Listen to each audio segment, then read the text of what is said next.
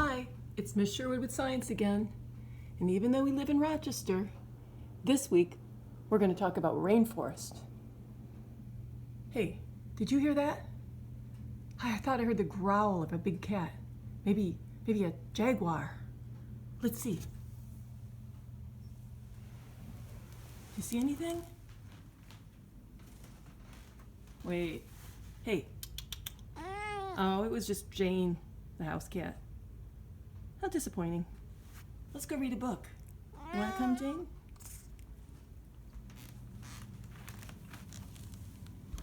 At home in the rainforest. Now, rainforest has to have two important things. What are they? Has to have rain, and because it's a forest, it has to have trees, right? Let's see what else is home in the rainforest. This is written by Diane Willow and illustrated by Laura Jacques.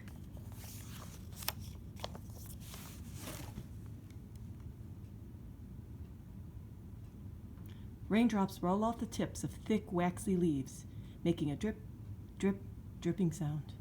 When the cool rain stops falling, a breeze shakes the treetops. In the highest branches of the trees, billions of green leaves catch the light of the sun. From above, the leaves look like one huge green ocean. And like an ocean, the rainforest shelters many creatures. Look, here's a harpy eagle sitting on a kapok tree. He's getting, or I should say, she's getting hungry. Suddenly, that harpy eagle swoops down from its perch. Diving full speed into the leafy canopy, the enormous bird twists and turns among the large branches. It's after a troop of howler monkeys that screech and leap to get away. All but one escapes. There's other things making noise in the rainforest besides the howler monkeys. Here's a woodpecker making a rat-a-tat-tat sound as it looks for bugs under the bark of the tree. And down here are cicadas, the world's loudest insects. They rub their front wings together.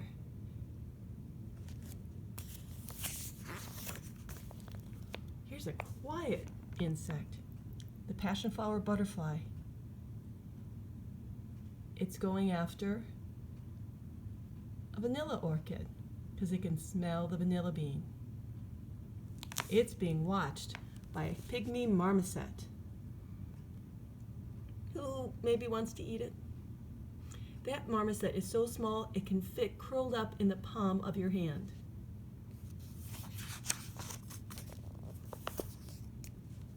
Here's some more animals eating. Tropical birds. This is my favorite. It's a toucan. And then we have some very colorful parrots. They're all sitting in a fig tree eating figs.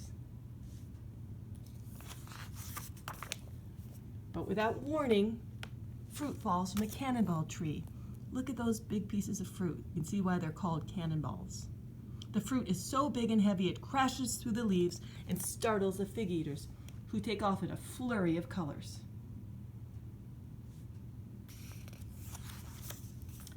But there's someone who's not bothered by all this noise. Can you see the sloth with her baby? A sloth does everything upside down, even sleep.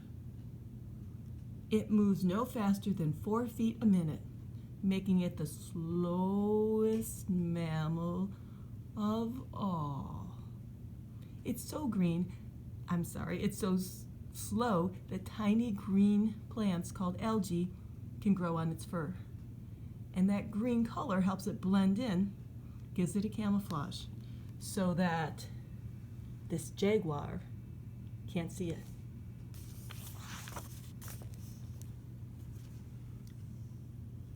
Now the sloth and her baby are making their way down to the floor to get some food, the floor of the forest.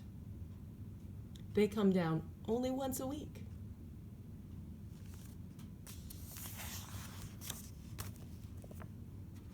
Here's an interesting plant, a bromeliad. It has long spiky leaves that circle round and round, a lot like a pineapple. And this forms a cone in the middle. And inside this cone is a very small pond filled with rainwater. Salamanders come here to lay eggs. Tree frogs bring their tadpoles here to grow up. Many snails and beetles live their entire lives in this bromeliad pond.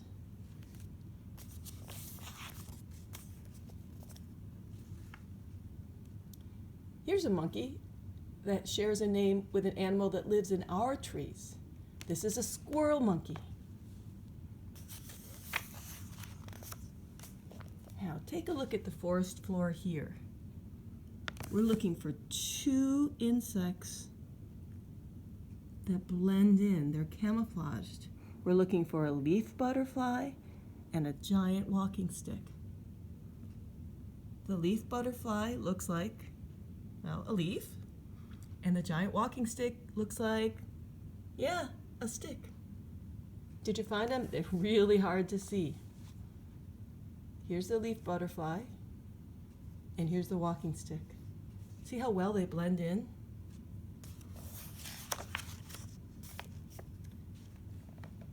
That's not a vine in that tree. That's an emerald boa, and it's going after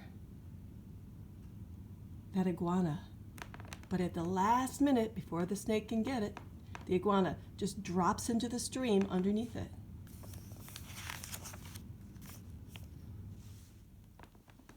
And it sees a tapir and its baby coming to the stream for water. They usually only come out at night, but they came to get a drink today. Look at how dirty the water is. It's just muddy and dark. There's a reason for that.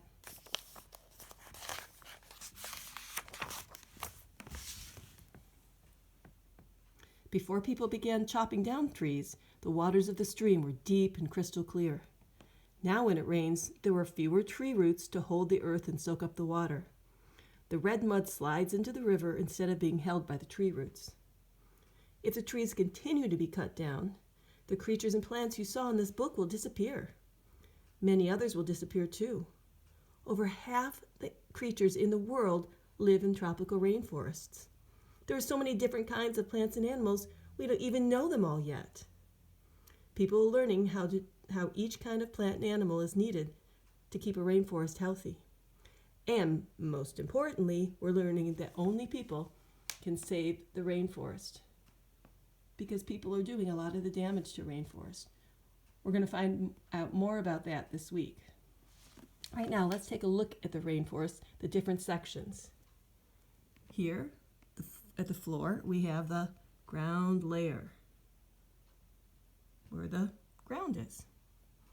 Then we have the bushy understory with small trees and bushes. It's called a story, an understory. Then we have lower canopy, which are slightly taller trees.